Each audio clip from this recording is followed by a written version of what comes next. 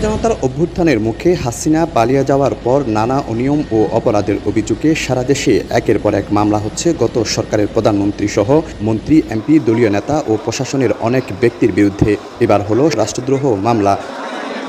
বুধবার দুপুরে চট্টগ্রাম জেলা মেট্রোপলিটন ম্যাজিস্ট্রেট কাজী শরীফুল ইসলামের আদালতে মামলা করেন সাবেক বিএনপি নেতা ও মুক্তিযোদ্ধা একরামুল করিম। এতে 2014, 18 ও 24 সালে জাতীয় সংসদ নির্বাচনে অবৈধ ও প্রতারণামূলক ভোটের আয়োজন করায় শেখ হাসিনার সাবেক 3 সিসি কাজী রাকিবউদ্দিন আহমেদ, KM নুরুল হুদা ও কাজী হাবিবুল আওয়াল সহ 18 জনকে রাষ্ট্রদ্রোহের অভিযোগ করা হয়।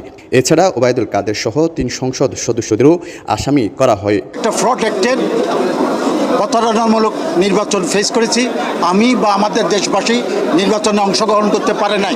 একজন নাগরিক, সিনিয়র নাগরিক হিসেবে আমি মনে করেছি এটি সংবিধান যারা রক্ষণ করার কথা তারা সংবিধান ভঙ্গ করেছে, ভঙ্গ করে রাষ্ট্রদ্রোহী মামলা অপরাধ করেছে। আদালত মামলা গ্রহণ করে পুলিশকে তদন্তের নির্দেশ দেন। বাদীপক্ষের আইনজীবীর অভিযোগ, গত 3 নির্বাচনে বিরোধী দল সহ অনেক জনপ্রিয় নেতার অংশগ্রহণ ছিল না।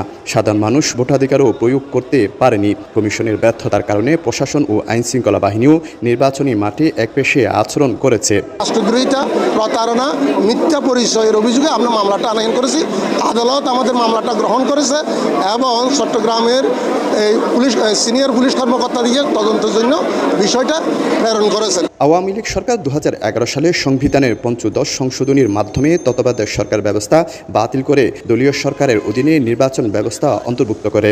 এরপর একে একে 2014, 18 ও 24 সালে বিএনপি জামাত সহ সমমনা দলকে বাইরে রেখে জাতীয় পার্টি ও নাম সর্বস্ব কয়েকটি দল ও ব্যক্তিকে নিয়ে করা জাতীয় নির্বাচনে এককভাবে জয়লাভ করে।